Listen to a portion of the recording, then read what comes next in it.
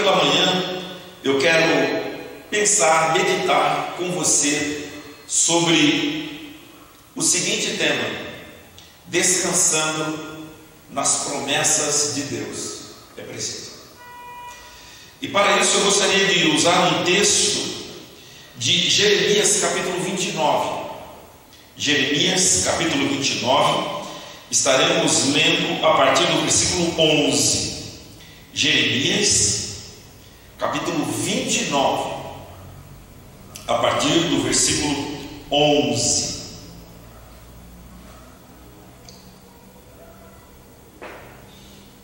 Jeremias capítulo 29, a partir do versículo 11. Como você percebe, no início do capítulo 29, Jeremias manda uma carta aos judeus exilados na Babilônia. E nesta carta, esses versos de 11 a 14 mostram para os exilados que eles precisam descansar nas promessas de Deus. Diz assim, versículo 11: Porque sou eu que conheço os planos que tenho para vocês, diz o Senhor. Planos de fazê-los prosperar e não de lhes causar dano. Planos de dar-lhes esperança e um futuro. Então vocês clamarão a mim, virão orar a mim e eu os ouvirei. Vocês me procurarão e me acharão quando me procurarem de todo o coração. Eu me deixarei ser encontrado por vocês, declara o Senhor, e os trarei de volta do cativeiro. Descansando nas promessas de Deus é preciso. Quando nós falamos nos cuidados de Deus, nós pensamos na pessoa do nosso Deus. E quando nós estudamos a pessoa de Deus, a pessoalidade divina, nós ficamos extasiados e prostrados diante daquele que tudo pode, o nosso Deus. Já refletimos sobre alguns atributos do nosso Deus: a grandeza, a onipotência, a onipresença, a onisciência. E agora nós vamos pensar nesta manhã sobre descansar nas promessas de Deus é preciso. Quando eu penso, medito nesse tema, descansar nas promessas de Deus, talvez alguns estejam pensando: pastor, eu já descanso nas promessas de Deus. Eu já estou descansando nessas promessas. Talvez sem uma análise mais profunda do que isso significa. E é por isso que nesta manhã eu quero pensar com você, ajudar você, fortalecer você, esclarecer você através da palavra de Deus. Porque esse tema vem a nós como um imperativo, não uma opção, mas vem a nós como um imperativo diante do tempo que nós estamos vivendo. Descansar nas promessas de Deus é preciso. Quando pensamos sobre promessas, quase sempre comparamos, isso é bem do homem, do ser humano, comparamos promessas através da ótica humana. E quando nós fazemos essa comparação, nós chegamos à seguinte conclusão: que descumprir as promessas que fizemos é algo que temos a assiduidade de fazer. Só que isso é muito comprometedor. Quem convive com crianças ou já conviveu, sabe certamente que já ouviu esta frase: você prometeu. E esse tom da criança para os pais pode variar entre o esperançoso ao duvidoso. Na verdade, quando somos inquiridos pelas crianças com esta frase, esta queixa ela é justificada e ela subentende também uma acusação bastante séria. Abre aspas: você mentiu para mim. Esta é a visão da criança quando você prometeu. Isto é, você mentiu para mim. Então quebrar uma promessa é isso. É transformar as suas intenções e planos em mentira, seja de forma intencional ou não. Ainda no ambiente doméstico, na questão da promessa, uma criança aprende a ter fé nos seus pais quando esses cumprem o que prometem.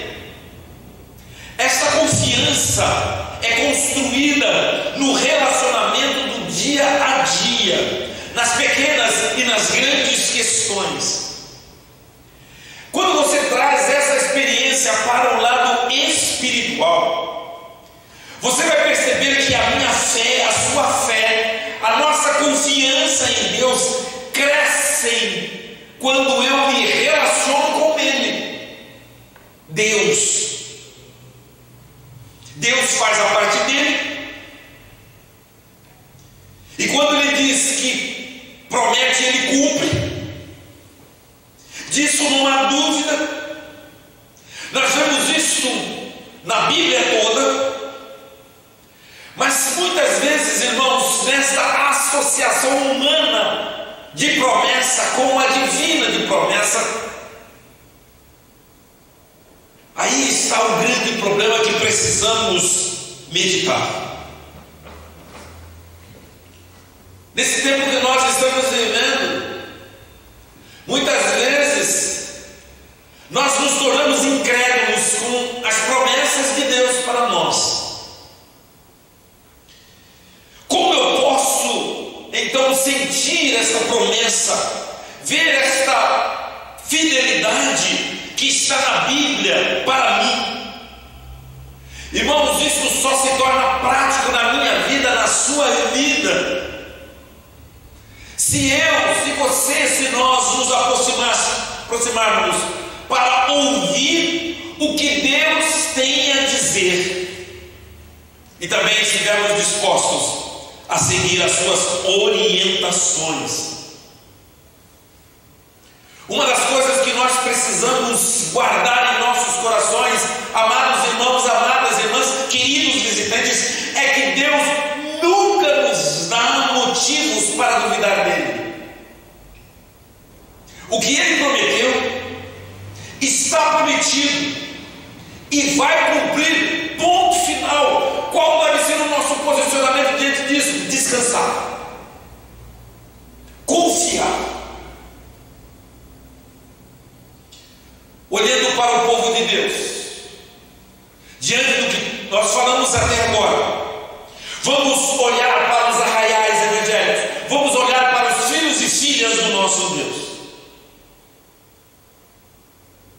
Uma das desgraças causadas pelo pecado, com certeza, é o esquecimento das promessas de Deus. O pecado faz isso. E esse pecado chama-se incredulidade. E o que ele faz, esse pecado? Ele leva o filho, a filha do nosso Deus a esquecer das promessas dele. Veja só o que está na palavra de Deus em Números, no livro de Números, capítulo 23, versículo 19. Deus não é homem para que minta. Acaso promete e deixa de cumprir?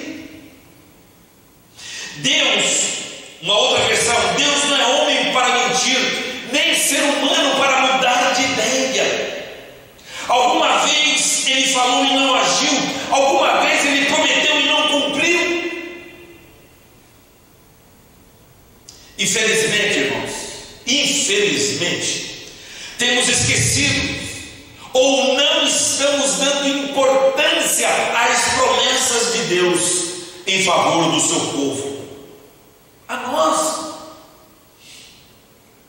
Como disse anteriormente, as promessas de Deus, elas se concretizam nos que creem e obedecem ao Senhor. Então nós vemos aqui verdades basilares: fé e obediência. Quando nós tiramos a fé e a obediência das promessas de Deus, essas promessas se perdem na nossa memória. Não é isso que está acontecendo com muitos filhos e filhas do Senhor? Está faltando fé e obediência, então há um esquecimento. As promessas de Deus se perdem na memória. E aqui nós vemos, irmãos, porque muitos não estão descansando nas promessas de Deus. Porque falta fé, falta obediência. No texto que nós lemos, irmãos, Jeremias está dando uma palavra de ânimo ao povo que ficaria 70 anos cativos na Babilônia. Está no versículo 11.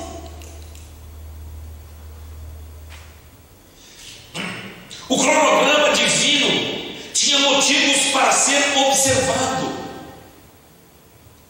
Não serviria para prolongar o sofrimento, mas era para a preparação adequada para um novo começo. Um plano que visava o bem-estar e uma nova esperança. Um teólogo chamado Charles H.F. Dyer, ele escreveu: o julgamento divino impulsionou os exilados a buscar a Deus de todo o coração. Eles iam ficar 70 anos na Babilônia e sabiam que nesse tempo eles deveriam buscar a Deus de todo o coração. Antes, qual era a atitude do povo? Eles riram das ameaças de Deus, e isso precisava ser arrancado dos seus corações. Seja como for, irmãos, a lição principal desse versículo, versículo 11, é que o amor de Deus é fator controlador de como Ele opera a sua vontade naquilo que Ele faz. O julgamento divino é um dedo da amorosa mão de Deus. Como você está vendo a situação do mundo hoje? Como você está vendo essa pandemia aqui no Brasil? Mais de 50 mil mortos. Como você tem refletido sobre isso? Como você tem se posicionado diante do que está acontecendo?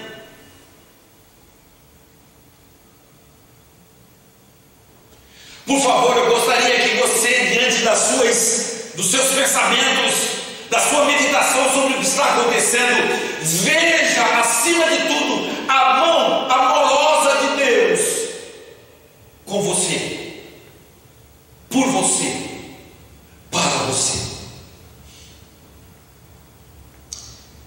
O versículo 11 diz: porque sou eu que conheço os planos que tenho para vocês, diz o Senhor, planos de fazê-los prosperar e não de lhes causar dano, planos de dar-lhe esperança e um futuro. Creia nesta promessa, meu amado irmão, creia nesta promessa, minha amada irmã, mesmo diante da pandemia.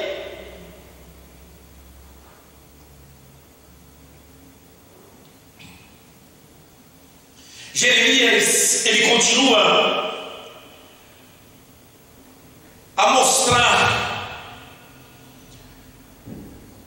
proteção de Deus, o cuidado de Deus, a promessa de Deus para nós. No versículo 12, quando ele diz: então vocês clamarão a mim, virão orar a mim, e eu os ouvirei. Deixe-me dizer uma coisa a você, meu irmão, minha irmã, querido visitante. Se você está vivendo esta realidade,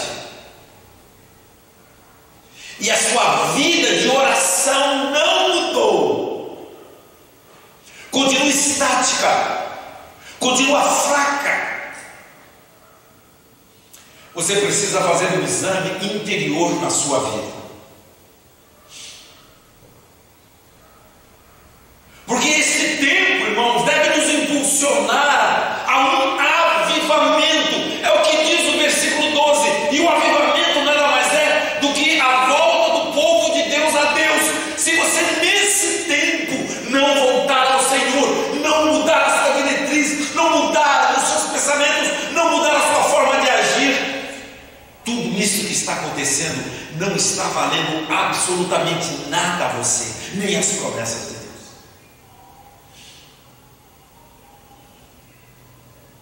Quando no versículo 12 Jeremias fala desta questão: então vocês clamarão a mim, vocês virão a mim, orar a mim e eu os ouvirei. Jeremias está falando: olha, vocês precisam deixar, vocês precisam tirar do coração de vocês sua idolatria, adultério e apostasias. Vocês devem aprender novamente a orar,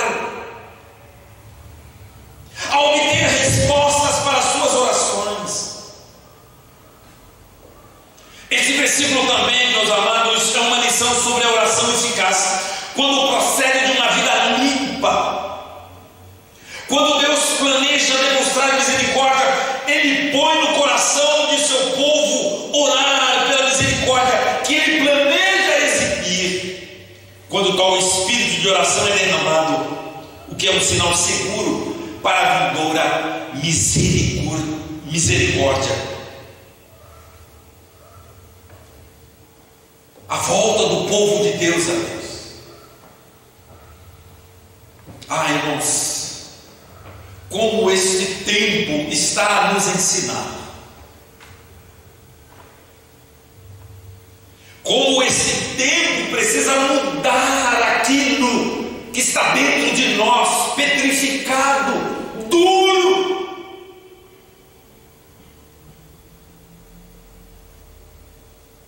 Meu irmão, minha irmã, é o tempo de voltarmos a Deus, de voltarmos às suas promessas.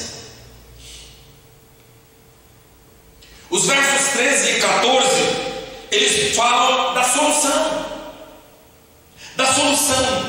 Diz assim: vocês me procurarão e me acharão quando me procurarem de todo o coração. Eu me deixarei ser encontrado por vocês, declara o Senhor, e os trarei de volta do cativeiro. Promessa de Deus. Vocês vão ficar 70 anos no exílio. Eu falei pelos meus profetas, vocês riram de mim. Agora vocês vão ficar 70 anos no cativeiro. Nem um dia mais, nem um dia menos. Mas olha, eu estarei com vocês, eu vou libertar vocês. Creiam nessa promessa.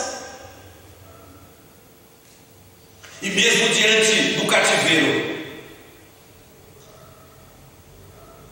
mesmo diante dos problemas, mesmo diante, trazendo para a nossa realidade da pandemia, vocês me procurarão. Isso é a promessa de Deus.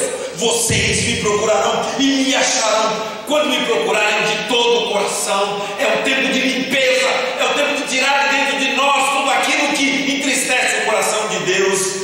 Eu me deixarei ser encontrado por vocês, declara o Senhor, e os trarei de volta do cativeiro. A busca de todo o coração certamente pagaria dividendos. O homem cujo coração está centralizado nas bênçãos divinas, dentro dos limites da vontade do Senhor, será um buscador diligente e por certo obterá o que busca. O que disse o nosso Mestre e Salvador, Jesus Cristo, no seu Sermão do Monte, em Mateus 7, versos 7 e 8, e eu vou ler na Nova Versão Transformadora: peçam e receberão, procurem e encontrarão, batam e a porta lhes será aberta, pois todos os que pedem recebem, todos os que procuram encontram, e para todos os que batem a porta é aberta. Isto é promessa. O Senhor se deixa achar por aqueles que o buscam com um coração puro e sincero, e Deus reverterá o cativeiro. Irmãos, sem querer ser repetitivo, nós não podemos sair desta pandemia da mesma forma que entramos, sem quebrantamento, sem a volta a Deus, sem tirar de dentro de nós, guardadas lá no nosso coração, aquilo que Deus desaprova. Falta de amor,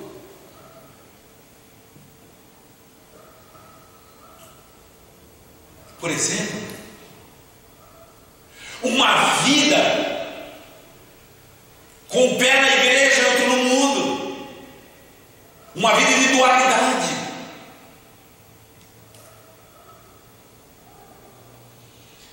uma vida cristã que mais parece uma brincadeira, como fazia o povo de Israel antes do cativeiro.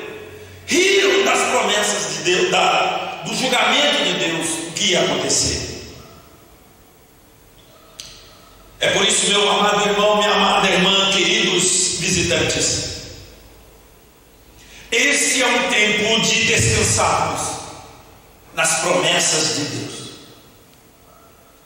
Há pessoas que nunca acreditam que Deus esteja realmente perto. Estou falando de crente, irmãos. Nunca acredita que Deus esteja realmente perto durante o dia, a não ser que algo pré-determinado aconteça em suas emoções. Qualquer problema, não, Deus já não está comigo. Qualquer circunstância adversa, Deus me abandonou. Como se Deus fosse um humano, como se Deus fosse igual a um homem, igual a uma mulher, que mudasse a sua promessa num piscar de olhos, de acordo com as circunstâncias. Nós temos várias promessas de Deus, as quais devemos aprender a saudar. Da mesma forma dos grandes homens da Bíblia, de suas histórias que podemos ler na Bíblia. Exemplo, Abraão. Primeiro, olhamos para nós mesmos e sabemos que elas são impossíveis, e começamos a duvidar das promessas de Deus. Quando eu citei Abraão, olha só o que é acreditar, descansar, confiar nas promessas de Deus. Abraão estava com 90 anos, 100 anos de idade, estava muito velho. Quando Deus lhe disse que sua mulher teria um bebê, Abraão imediatamente se olhou e disse: não acho que eu possa ter um filho. Ele olhou para Sara e disse: eu sei que ela não pode ter um filho. Então ele olhou para Deus e disse: quando é que teremos um filho? É por isso que ele é o pai da fé. Querem ver um exemplo que muitas vezes nós esquecemos por conta da falta de fé e da obediência? O apóstolo Pedro, ele escrevendo na sua primeira carta, ele disse: vocês, porém, são geração sacerdócio real, nação santa, povo exclusivo de Deus, para anunciar as grandezas daquele que o chamou das trevas para a sua maravilhosa luz. E nós, diante de uma circunstância adversa, duvidamos dessa promessa.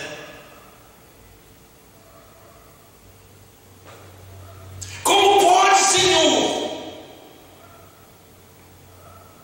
Nação santa. Ah, Senhor, tem qualquer coisa errada aqui, Senhor. Mas a Bíblia nos coloca numa posição que muitas vezes nós queremos descer.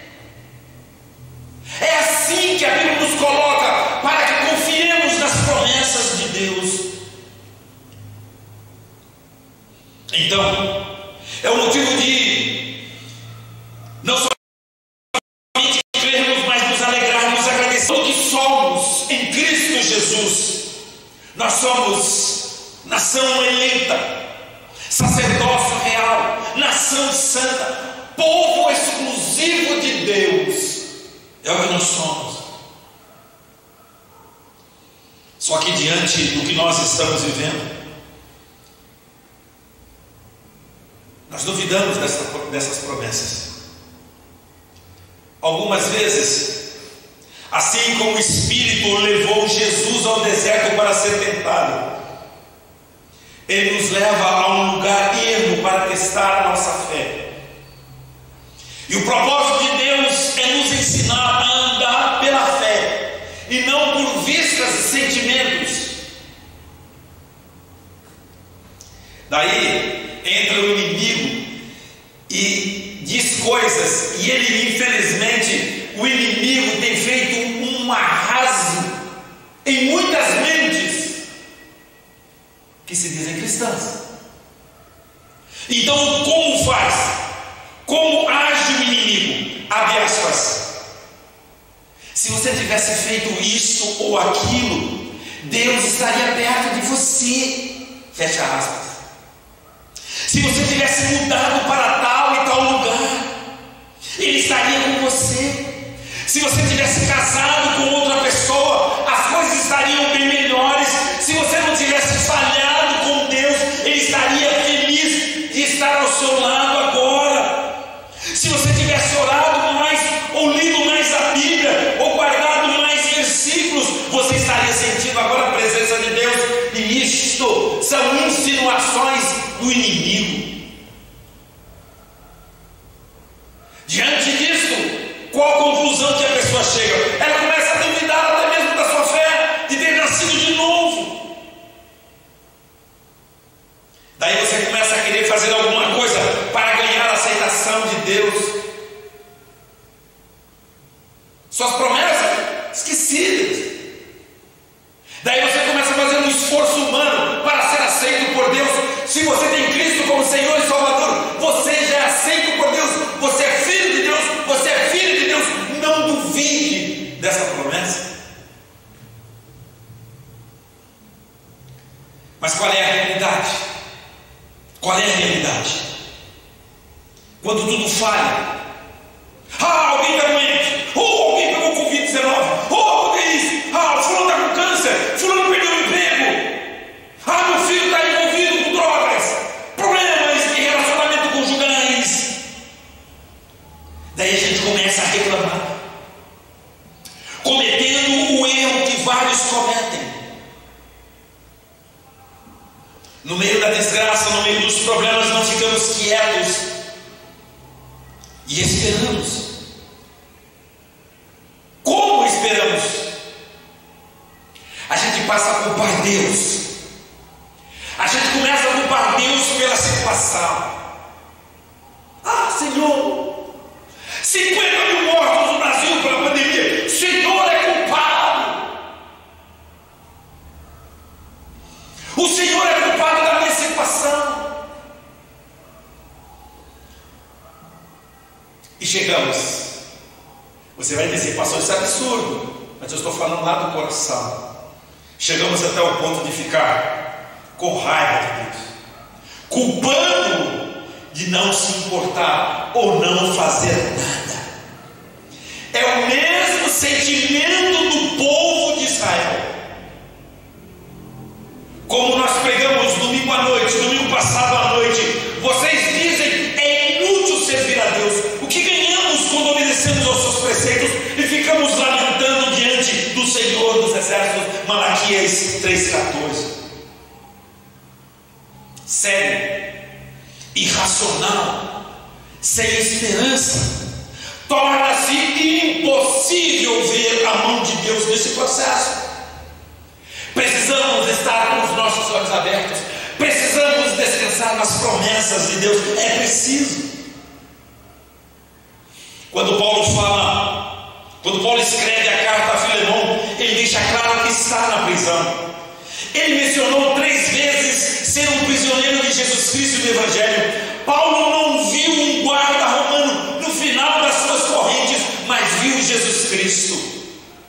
O homem de fé nunca vê escravidão em nada, senão a Deus. Você vê, nada acontece em nossas vidas antes que primeiramente passe pelas mãos amadas do nosso Pai dos céus. O que você vê no final das correntes que o atam?